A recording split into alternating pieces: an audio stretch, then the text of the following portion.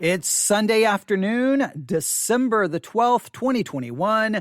It is currently 4:33 p.m. Central Time, and this is the Theology Central podcast, where I do everything in my power to make theology central to everything we talk about, to make theology central to all of life. We must see things from a theological perspective, a biblical perspective. As Christians, we must have a biblical theological worldview, not a political one, not a cultural one, but a theological one. So that's why we call this Theology Central. Welcome. You already know I'm coming to you live. I'm sitting here in the back of the sanctuary of Victory Baptist Church right here in Ovalo, Texas. And I hope this turns out to be a very good conversation. Before we get to the topic today, and this is part two, so if you're listening, there's a good chance you heard part one. Before we advance this conversation, before we advance this discussion, let's talk about what happened at 10 a.m. this morning inside this very sanctuary. At 10 a.m. this morning, right here at Victory Baptist Church, I was standing behind the pulpit that I'm currently looking at up there at the front of the church. And we talked about Isaiah chapter 8. That's what we talked about, Isaiah chapter 8. It may sound like to you, well, okay, Isaiah chapter 8.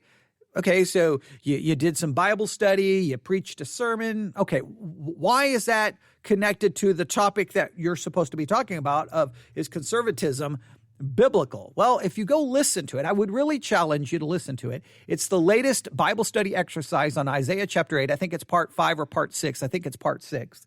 If you go listen to it, you're going to hear me take everything that's going on in Isaiah 7 and Isaiah 8, dealing with Ahaz and all of the other kings, Assyria, Syria, Israel, everything that was going on, and really relate it to a lot of the issues going on in the modern church with the political hijacking of the church and people trying to align themselves, in a sense, making an alliance with political powers to try to accomplish their way, their will, so that they can get their word across. I do believe it's a good study, but the reason I really want you to listen to it is because you will hear in my voice a lot of frustration, dare I say, anger. Now, I hope that my anger is a righteous anger and not an unrighteous anger. Now, it's always easy to say that. It's always easy to justify our anger. Sometimes whenever, in fact, all the way home when I drove home and all day before I came back to the church, I was so bothered. I really thought about deleting the Bible study exercise, deleting that Sunday school lesson. I probably thought about it 2, 3, 4 times. Probably maybe even more than that. Maybe I just thought about it ever since church was over because I felt like, okay, I shouldn't have gotten so upset. I shouldn't have gotten so bothered. But at the same time, the one thing I love about being a pastor of a small church is the people give me a little bit more grace and freedom. They give me a lot of freedom, right?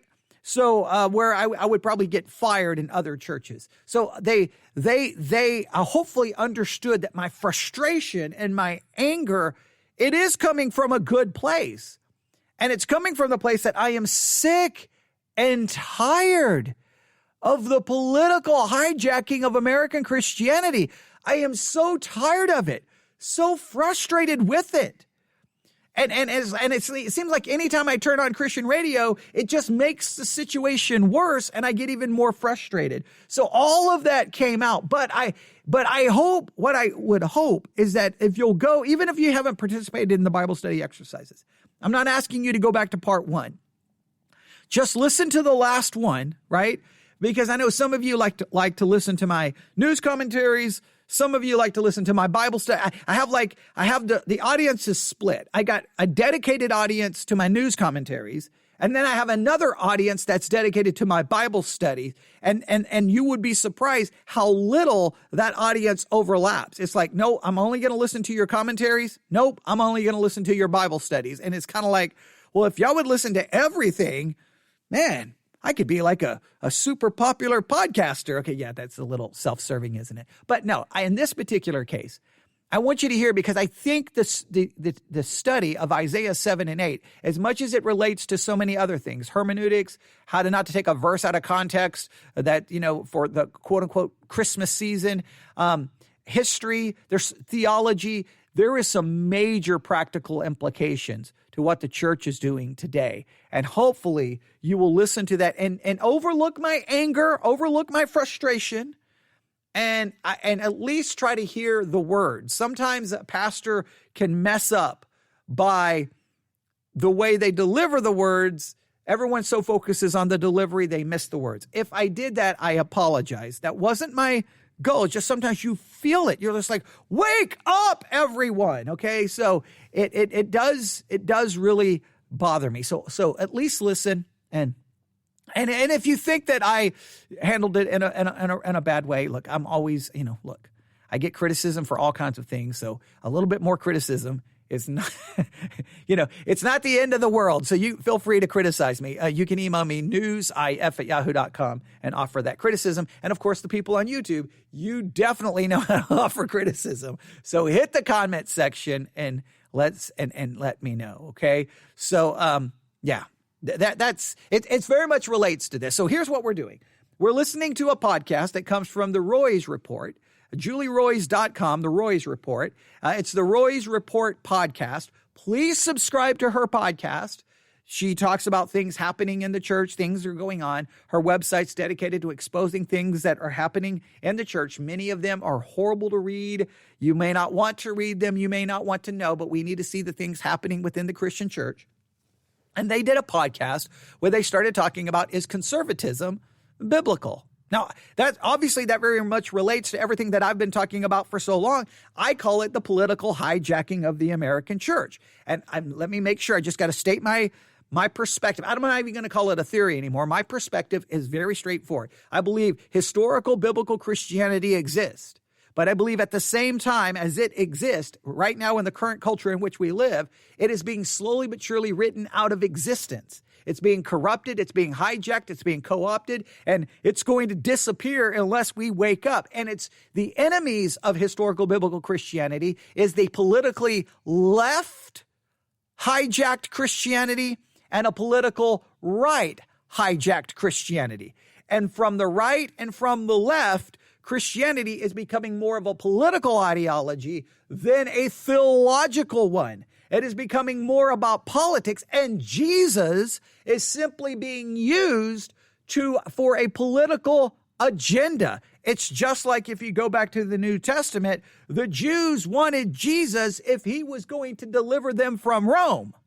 When he wasn't going to meet their political, cultural demands, then they said, crucify him. They didn't want him. The church, in many cases, are using Jesus simply to try to impose their cultural and political ideology on the world. And that's not the way it's supposed to work. We talked about that in depth this morning in our study of Isaiah chapter 8. Go listen to that. But we're taking this podcast apart. I didn't know if I was going to do a part 2. But it's Sunday. I try to catch up and try to do as many live broadcasts as I can to try to finish up things so that when we get started in the new week, we can kind of start afresh. So I'm like, okay, let's at least jump in. I don't know how far we'll make it. I'm going to stop whenever I feel like I want to stop. And then you can go listen to the rest of this. I will post the link. To Julie Roy's podcast. I will try to, if there's an embed code, I will embed it for the Theology Central blog, so you can listen to it there, and I will post a link to it in the Theology Central Telegram channel. If you want to join the Theology Central Telegram channel, someone emailed me and said, hey, is your content on Telegram? And I'm like, no, I guess I can find out what to do. So I downloaded Telegram. I'm like, okay, Theology Central. There you go. So all of our podcasts, it goes there. If you want to check it out, I don't know how much we're going to use it. I don't even know if we're going to use it, but it's there. It's Telegram. Look for Theology Central. You shouldn't have a problem finding it. And when I can post links to things there as well, just to help you I just want you to have access to anything and everything. Okay. So I'll get a link to Julie Roy's podcast to this episode in question, is Conservatism Biblical? and you can listen to the rest of it if we don't finish it. But at least let's try to bring this to as good of conclusion as we can. And if you have a part one, well, you have to have a part two. So I think that's fair. So that's what we'll do. We're not going to back this up in any way, shape, or form. We're going to jump in at the 20-minute, 50-second mark. They've made lots of points. I'm not going to go review everything. You can listen to part one. We're just going to jump in. Remember how this works if for some weird reason you're new. And when I say weird, it's because you're listening to part two. So if you start listening to a new podcast, you probably don't start with part two of something. But if you are new, welcome.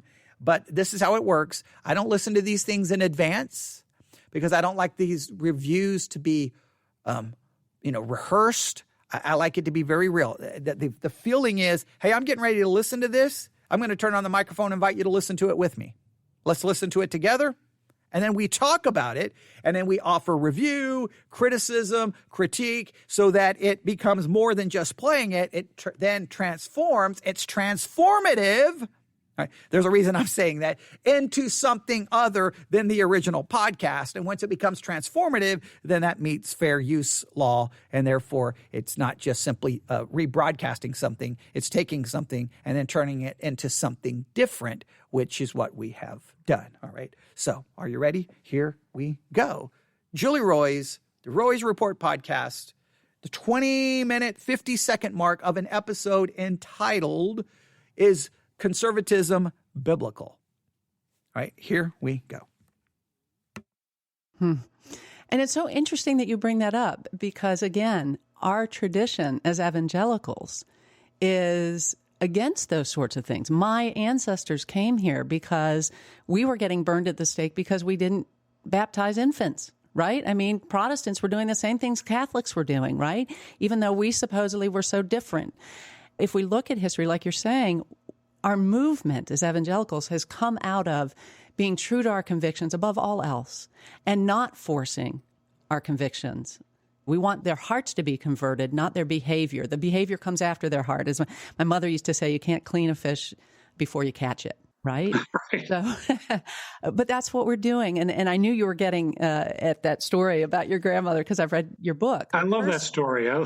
It's a great story. And there's so many people listening now who might be saying, well, we're against women preachers, and so, Yeah. But are you for that kind of force? But that's what happens. And you talk about something in your book called the politics of panic. And that's the first time I've heard that put in. Now, like a part of me wanted to stop that earlier and say something. But I mean, if you've been listening to me for any length of time, I say this over and over and over and over and over again. We are not there to try to change behavior or to force it on people. You don't force the unregenerate to live like Christians. The goal of Christianity is not to get unregenerate people to live like Christians. Christianity is there to present the gospel, to bring people to faith so that they can become Christians. The Great Commission, it's like, has everyone forgotten the Great Commission? It's go and teach, evangelize, baptize, then teach to obey. You don't teach to obey until after the evangelism and the conversion, all right? So it's not like we're going to go make the world live like Christians. No, we just want the freedom to present the gospel, to call people to faith in Christ, all right? And so he called this I'm going to back this up. I think it's called the politics of fear is what they call this. Let's back this up. You see, 2158. Back it up. Okay, here we go. That kind of force. But that's what happens. And you talk about something in your book called the politics of panic. And that's the first time I've heard that put in that way. But it really rang true that, yeah, we're living in this sort of panicked state where the talk radio is whipping us into a frenzy. All right, politics of panic, or a politic of panic.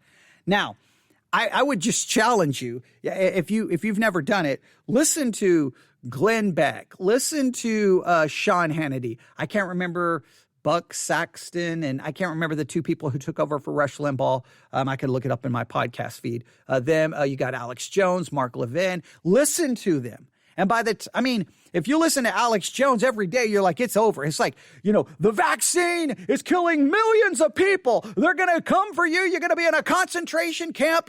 It's always like, it's this, it's the war on this, it's the war on that, it's the war on that. They're going to destroy you. They're going to take your family. It's the end, it's the end, it's the end. And it's constant panic.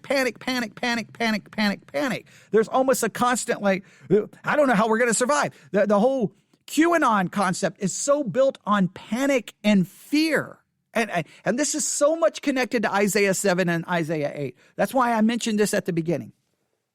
Ahaz and the people of Judah were scared to death. They were afraid because the king of Syria, the king of Israel, had joined forces to come to get rid of Ahaz, to remove him, because Ahaz wouldn't join them in their fight and struggle against the Assyrians. So there was fear, there was concern. They didn't know what to do. Whenever there is fear and panic and concern, we have a tendency to look to our own way, our own will, and our own word in order to resolve it. Ahaz decides, look, I'm going to turn to the Assyrians. And God's like, no, I'm going to take care of this. But no, he had made up his mind. He's like, okay, well, you want to look to the Assyrians? Look to the Assyrians. And then ultimately, they're going to bring death, punishment, and destruction. You should be listening to God. You should fear God more than you fear man. You should not be in panic. You should be trusting God and his word. But what we have a tendency to do, Christians look at the state of the world. They hear about how bad everything is from whether it's Fox News, Fox News alert, war on this, Fox News alert. There's a war on families. There's a war on democracy. There's a war on the Constitution. There's a war in America. There's a war on Christmas. There's a war on your birthday. There's a war on blonde people. There's a war. There's a war. It's panic, panic, panic. Well, you sit there and you see, man, this world's a mess. It's falling apart. So what do Christians do? Who is my Assyria that I can align myself with, that I can make a confederacy with to stop these bad people? Well, you're making a confederacy, an alliance with the flesh, with a political ideology, and all it's going to ultimately do is flood in and destroy and corrupt Christianity. But I understand the panic. You see the world not going in the direction you want it to go. I understand that. But we look to the wrong thing. So this politic of panic, I think it's an interesting phrase. All right, here we go. Where, oh my goodness, if we don't do something to save America, to stop the liberals, this is what's going to happen. So flesh that out a little bit more. You've been in Hollywood. I've been in media. So I can see this too. I mean, it's like, I know what the red meat is that you can put out there online and people will just go after. But talk about this politics of panic and how we're being manipulated as Christians. Absolutely. The politics of panic has to do with the creation of a delusion. Years ago, I ran into a story, and this is really, to me, it speaks to the whole issue of the church today in this country. The way in the Mideast many years ago, rustlers would steal huge herds of sheep. The way they did it, they'd find a huge herd out in the middle of nowhere with no shepherd. They were on horseback. So what they would do is that they would fire their guns. They were a distance away from the flock. The flock would clump together. And then what they would do is they would run straight into the middle of the flock and stop. And then they would start shooting their guns over and over and absolutely create total panic. And then they would run straight from, the middle of that flock. And every time the entire flock would follow them. They could keep on doing this with a flock of sheep, carrying them away across for miles. All they had to do was frighten them enough. And that's exactly what is going on in the country today. Those leaders who have so much to gain because they want to maintain control of evangelical Christians know that all they have to do is frighten them enough, and they'll follow the wolves anywhere. I saw it happen in the most unbelievable way while I was there in Hollywood working at Universal Studios, working at Universal Television all the way back in 1988. Universal decided to release a miserable little film called The Last Temptation of Christ by Martin Scorsese. This thing was a piece of junk. Was it blasphemous? Absolutely. It was so poorly done, it would probably have had a 15-minute life in the theaters. Well, the Christians on talk radio and everywhere else got hold of this. And it suddenly became the ultimate test of whether we can control Hollywood. We're going to take control of this. We're not going to let them release that film. I was there at Universal, and I was watching all of this take place. I mean, it was amazing. Bill Bright got involved. He offered to buy the negative for $10 million, which communicated to everybody at Universal and all the people that made the film. He thinks we're just whores. All we care about is getting us money, and that's what he thinks of us. James Dobson got involved in it, his organization, which, dear Lord, he should have stayed with counseling children. But, the nature of what he got involved with was pressuring, this giant pressure. All these religious leaders, evangelical leaders. I didn't understand fully what was happening until one noon when I was driving out from Universal to go to lunch with a senior writer-producer who worked for me, still a dear friend. I had shared my faith with him many times, as I had with everybody I worked with. And, and we're driving out of the front gate of Universal, and all of a sudden, there surrounding us were thousands of evangelical Christians with placards, sticking them in front of my windshield, with John 3:16 on them, and all of these statements that come from the Bible that they had misapplied. Their whole purpose there was to show Universal that they were really serious. They wanted that film to be stopped. And I'm seeing these people, and I'm looking at their signs and thinking, young man, I knew John 3:16 long before you were born. My friend turns to me and he says to me, and I will never forget it. He said, Coleman, if I didn't know you, I would hate these people. And and that to me, it just broke my heart. Here it was, this opportunity that I was having to talk with people, and the church as a whole, and all of these religious leaders just stood up and said, we don't care about a single one. We don't care about that. All we care about is getting what we want.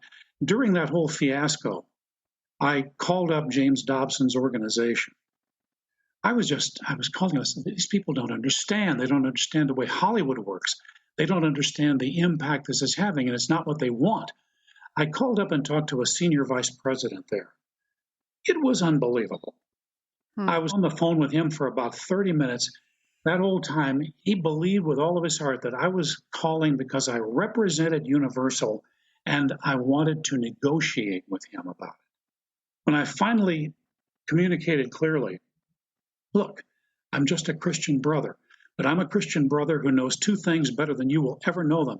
The first is that I know Hollywood, and the second is I know how all of that relates to Hollywood as an evangelical Christian. I know the evangelical world. You won't find anybody who knows both those areas the way I do. And of course, it didn't stop them from releasing the film. They released it, and it got much more coverage than it ever would have been. Many people came to see it just to see what it was like. It's a piece of trash. After it was over, I tried to have a meeting of Christian leaders in my home in Los Angeles. There were different people that came. George Barna was there and several others to try to tell some people who had been involved. Now, Barna wasn't involved in any of this, but he was there, to observe, to try to tell them that, look, we can't do it this way. This is not the way to reach people for Jesus. And I care about the people of Hollywood. This is my mission field. I love all these people. So to me, the issue of syncretism ultimately comes down to this. We don't give a damn whether somebody goes to hell or not, as long as we get what we want politically. When you get to that place, and that's where we are. Dark. Whoa, that's some strong language there. Some strong language. And I definitely, I just, again, that's why I started this way. I didn't know he was going to express his frustration and his anger, but you could hear my frustration and anger this morning. I didn't say anything of a cuss word of any kind. I didn't do that, but you can hear my frustration and you can hear his frustration. I'll never forget that craziness, The Last Temptation of Christ. Christians were like, we've got to stop this. And we turned it into something. Nobody would have paid any attention to the movie. Nobody would have cared. But we made it such a big deal, and we wanted, no, you're not going to release the movie. No, we want our way. We want our will. We want our word. We don't want you to have a voice. And it's like, well, wait a minute. Why are we trying to tell everyone what to do? Why are we telling them what movies they can watch, what movies they can make, what movies they can show? Who are we to tell the world what to do? Do we care about their salvation, or do we simply care about winning a cultural battle? So they make a movie that's blasphemous. Okay. What do you expect lost people to make? A movie not blasphemous? Right? You don't have to go see it. Just ignore it. Just leave it alone. The more you make out of it, the more it grows, and the more you're giving it free publicity. I'll never forget the local theater in Abilene. I can't even tell you how many people were in that parking lot with signs, all walking around, no to the last temptation of Christ, no. And I'm like, what are you doing? You're literally a marketing sign for people to come to the movie theater to see it. And some of them didn't want to leave and let people in. I'm like, this is ridiculous. And I now at the time I didn't quite understand. I was still young, trying to figure out, was this the right thing to do or not the right thing to do? Later on, I realized how ridiculous it was. At the time, I was just trying to I don't know. I remember I was eating at a restaurant, I think in the same parking lot, and I walked over and talked to some people there. And I don't know how I felt about it. I think probably being younger, I probably was like, that's right, we'll show them. But later on, I started realizing it's not about my team versus their team. It's about presenting the gospel. And now that's not even so much a political thing. That just shows the Christian mindset of seeing so many things as a battle and not even understanding it from a truly biblical theological perspective, but from a cultural war perspective. This is the culture war we're going to fight now. And it's like, you can win all of the culture wars. You can get Hollywood to make all the movies you want. You can get all the music to be the way you want it to be. You can try to reshape the culture into the image that you think it should be, but that's not salvation. You want a moral reformation more than you want regeneration. And that's the problem. We need a reformation in the church to reform people's thinking, to understand that people need regeneration, not simply morality. Is upon the land, and that's where we are going. As you're saying that, I can't help but think of what's going on right now in our country over a pandemic. Before COVID hit, on the list of disasters that could happen, pandemic was not even on my list anywhere or my radar. Maybe it should have been. I mean, if I've been studying what happened with the Spanish flu, I maybe would have, but I wasn't. And we kind of had this feeling that we were invincible with modern medicine. And so this has been a humbling experience, I think, for our entire world, to realize how vulnerable we are. But what saddened me so much is we're coming off of what I would call a public relations nightmare, which was the Trump administration. Did we have some political gains? Absolutely. There's some policies where I would agree with what Donald Trump did, and I can see the gains. But those gains were bought with, I would say evangelicals had a bad PR issue in 2016. We have an absolute disaster now. We are associated with elements that I'm shocked that we're associated with. This is a very important point, because anytime you talk to Christians about Trump, they're like, but his policies, but his policies, but his policies, but his policies. And I always want to stop. Okay, so you get the policies, but at what expense to biblical Christianity and how people perceive biblical Christianity? You gained 50 political victories, and that these policies were great. But if all it did was destroy the credibility of the church, the reputation of the church, and completely blinded people to the gospel, then you think those political victories are more important than that? Look, I have a hard time talking to Christians about the Trump situation, because it's like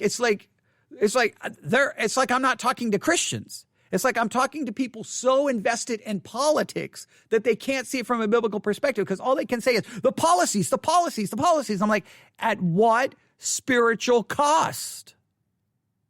To gain 50 political policies that you think are great for the country, but it cost us spiritually, it cost us in a form of how people perceive Christianity, then those victories weren't worth it, were they? And I used to argue, and I am a conservative. At least I always consider myself that. Now, I don't know if I'd take that label anymore. It's almost like evangelical. I get, both those things are like, well, what do you mean by that? But in the sense that I believe I have a very conservative political philosophy. I have conservative theological convictions. I used to be involved in Republican politics. I'm not anymore. I can't stomach what's going on. But I used to argue that people just didn't understand. Liberals didn't understand. Conservatives are compassionate. We do care about the weak. We do love other people. That's why we're doing this. That's why we have the economic policies we have, because we don't want people to be dependent on the government. We want them to have agency and respect and dignity, and that's why we support these policies. And I thought that's what all my brothers and sisters thought too. And what's happened with COVID, and again, religious freedom issues, is it important? Absolutely, religious freedom is important. That's why my ancestors came here. But I think what's happened with the pandemic, with COVID, has been a similar kind of grasping for power, grasping for control, and doing it under the guise of religious freedom. As I'm speaking right now, I had somebody say to me on Facebook recently, just because I published a story and I happened to mention all the facts of the story that we published, was that Marcus Lamb, who was the head of Daystar TV, was very openly against the COVID vaccine, and he did die of COVID. Those things are relevant. You have to put them in the story. But they said, you are definitely for vaccine mandates. And no, I'm not for vaccine mandates. I do think that's an overreach of government. But how we engage on these things, we disagree. That's where I think there's a difference. So let me just throw that to you. You encountered religious freedom issues when you were in Hollywood. I did. And you paid a price. Talk about that and why you chose to go the route you went rather than, contacting, which I'm not saying that this is necessarily wrong in certain circumstances, but why didn't you contact the Alliance Defending Freedom or one of these organizations and say, I'm being discriminated against because I'm a Christian? Again, not saying that's wrong, but you chose not to do that. Explain why. Well, first of all, when I first came to Hollywood, I didn't go there to serve myself. I felt very strongly that I was being guided there by the Lord. My family felt the same way. We were going there to be servants. And that meant that, that what Jesus said, the same thing that they did to me, they're going to do to you. If you're one of my servants, you can experience. And what I remember having a meeting with a group of Christian friends early in my career. And I'd begun to make deals and it was moving upward and in success. And, and I remember saying to them, I think I know the trajectory of my career. My career is going to go like this. I will have a period of great success. And then, it'll be amazing.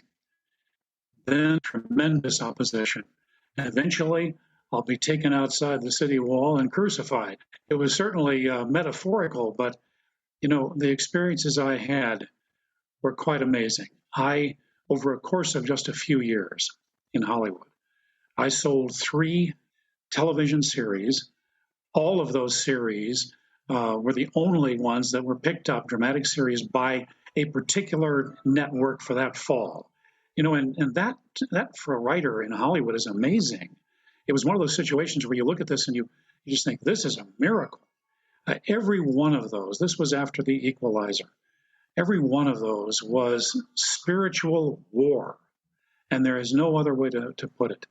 And sometimes it was just frighteningly clear what I was up against.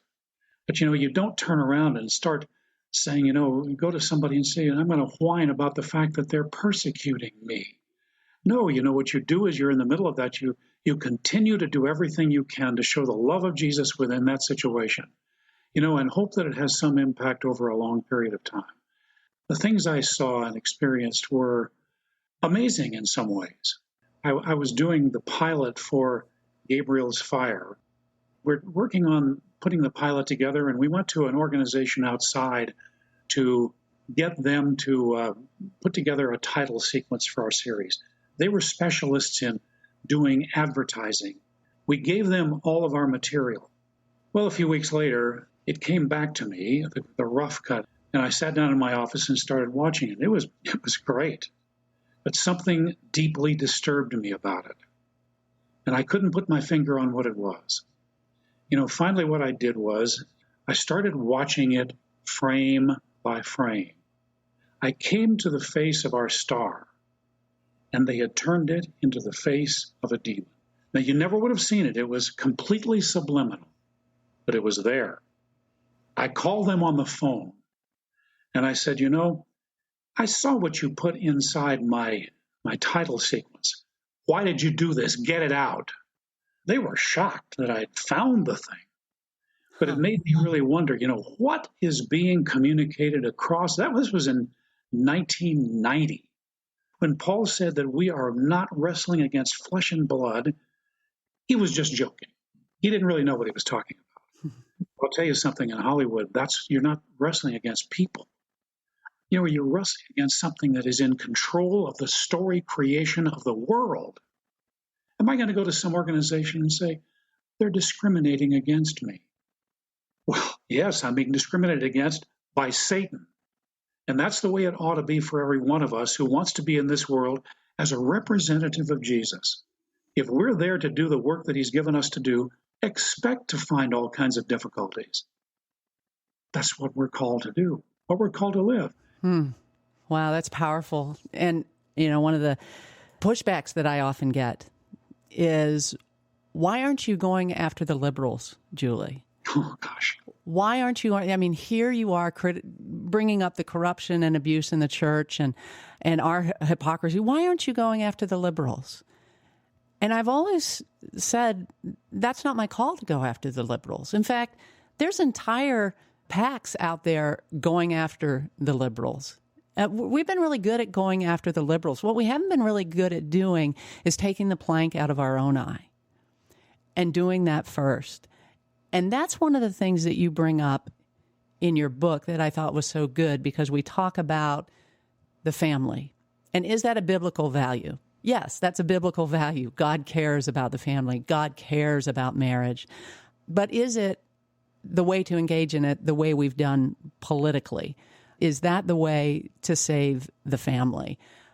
And when we look at what's happening within our church, I think if we took the plank out of our own eye, we have marriages.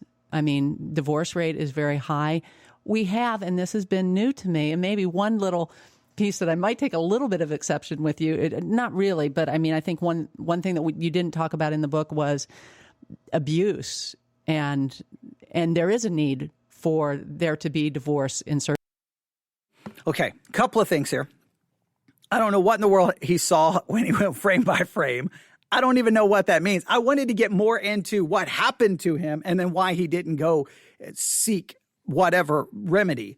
I think this is what's most important, is we have to keep the spiritual more important than anything else. We want to defend certain maybe constitutional rights. What we should always be thinking about is what is best spiritually for the furtherance of the kingdom of God, for the furtherance of the gospel, for the preaching of God. What is best spiritually, not what is best for, quote unquote, a political ideology or a cultural war, but what is best spiritually. I thought they were going to get more into that. Now, I get the same thing whenever I address anything from a conservative perspective. I typically get these emails going, so what about the liberals? What about the liberals? What about the liberals? What about the liberals? I've said it so many times. When you look at the quote-unquote liberal side of Christianity, they're so already bankrupt theologically that their issue is theological. What I am so worried about the conservative aspect of it coming into conservative churches is that those conservative churches theologically sound good and have right theology, but they're allowing their theology to be corrupted by a conservatism, not a biblical conservatism, but a political conservatism that then corrupts and messes up. And we do need to look at the plank of our own eye and see the issues within the evangelical church. Now, I'm just going to stop right there. There's about 7 minutes left. You can listen to it, the Roy's report. You can go listen to the whole thing, and you can see what they have to say in the last 7 minutes. There's probably some very important things to discuss, but I just want you to go listen to it so that they get the listen and they get the download for their numbers, because I know how important podcasters are. And considering she has sponsors for her podcast, those sponsors probably want to see a certain number. So you can go listen to the last 7 minutes and hear it. And because I want them to hear that. They didn't go some of the directions they went into. I wish there were. I was hoping it was going to go in a little bit of a different direction. I really did, but because I think there's more to talk about. How, like, I think it's important to really try to say, here's some conservative principles. Now, how did that apply to Scripture? I'll just throw out a couple of ideas. What I have seen, I'll just a couple of things just to throw this out there. If you look at how many people have died because of the COVID pandemic, I mean, you're talking millions of people globally. I think we're over 700,000, maybe over close to 800,000 people have died. I think in the United States of America alone from COVID. I think we may be over 800,000 now. It's some pretty staggering numbers. In fact, let me see if I can find the article. I have the article. I think it's saved in my notes, because I'm going to do a podcast on this article. If I find it, give me 1 second here. Let's see here. Yes, okay. I'm going to open this up, because I think they mentioned some numbers here that are absolutely staggering, but I'll just show you what we mean by this, okay? All right, so like many grown men, they're talking about how people are so upset and screaming and yelling because, wearing a mask, social distancing. So like many grown men throwing hissy fits these days, seems upset that someone suggests taking precautions in the midst of the worst pandemic in a century. It's one which is now believed to have killed a lot of Americans. 787,695, though that number will increase by the time I'm done writing this paragraph. Then did the Spanish flu, I believe, to be around 675,000. So 675,000 died from the Spanish flu. 787,695 have died of COVID Americans, all right? And then it says this is a benchmark. And so they go on and talk about all of the numbers. In fact, if you get back through here, while we're largely gotten used to the astronomical death toll, Americans can, basically at some point, they get used to whatever they're going through, whatever calamity, all right? They can acclimate to basically anything. It says it might be worth considering that COVID has now killed more Americans than did the combat deaths in every single war America has ever fought combined, from both world wars to the Civil War to Vietnam and Korea, right down to the invasion of Grenada. Total combat deaths versus COVID deaths. And so I think total combat deaths is like 666,441. And then the COVID deaths are 787,000. Now it says if history doesn't get your attention, you might be interested to know that COVID has now killed, and they go on and add more statistics and more statistics and more statistics. Now, here's the thing, just to demonstrate this. The conservative side and the conservative political ideological world basically says, look, it's not that serious. The numbers aren't real. The numbers are inflated. Look at the percentages. They will do all of that. But the issue is, from a Christian perspective, shouldn't we say life is sacred? Shouldn't we be pro-life about this and say, what can we do to do anything even if we don't think it's worth that much? Should we not do what we can to try to preserve life, protect life? Shouldn't we not do what we can? I mean, that's like you say, well, the mask is useless. Okay, well, then what's your solution? You don't want the vaccine? You don't want the mask? You don't want social distancing? What I hear is, well, it's not that big a deal. It's no big deal. The numbers aren't real. So it's like deny everything, do nothing, but yet say, you're pro-life and you're a Christian. I mean, come on, at some point, we have to ask ourselves, are we being consistent with our biblical values? So there's one example. When it comes to the whole COVID thing, it was more like throw a fit, yell, scream, refuse to follow any guidelines, because what's more important is religious liberty. What's more important is fighting a political battle than it is preserving human life. And whenever I say that, people get mad, but I'll get the emails like, well, look at this statistics and look at this statistic. And I'm saying, well, this is how many people died. I don't believe that number. Okay, well then there's no way of convincing you. What you want to do is argue numbers, and what you want to do is argue for something other than the preservation of life. What should be more important to you from a Christian perspective? That's just one example right there. That's just one example. Another, whenever there's a possible threat of military conflict, so many times Christians sound more like their political party than they do a Christian trying to look at the idea of war from a biblical perspective. Whenever there's a mass shooting, but many Christians argue, they sound like the political party arguing for, no, guns, guns, guns, guns, and saying, wait, what can we possibly do to try to preserve life? It's just so many issues get mentioned, and what you hear coming out of the mouths of many Christians is conservative political view, not biblical Christianity. Let's make this is just, if you don't take anything away from this, if you ignore everything else that has been said, please take this away from this discussion. As Christians, we should not sound like liberals and progressives, and we should not sound like right-leaning Republican conservatives, because Christianity is a different perspective than the world. When our perspective sounds more like the world's perspective, you know Christianity has been corrupted. See, when Christians talk about things going on in the world and in the culture, it should always sound like the world should stop and go, well, that's a weird perspective. That's not really liberal. That's not really conservative. What are you? Oh, yeah, I'm not a political anything. I'm a Christian. Oh, okay. Well, that perspective is so weird. I don't even know what to say about that. But the world doesn't. The world, when they hear us talk, they think, oh, you're a conservative Republican. No. I'm a Christian. No, you're a conservative Republican. Oh, for crying out loud. Well, okay, we should be frustrated by that. But the reason they think that is because we've been so co-opted that in many cases what we're saying is really more Republican than it is Christian. And we need to look at that and go, what have we done? What can we do to correct it? And how can we purge the leaven? Because a little leaven leaveneth the whole lump. All right, I'll stop right there. Just something to consider. I'm getting, I'm getting notifications, but about something else. So I'll stop right there.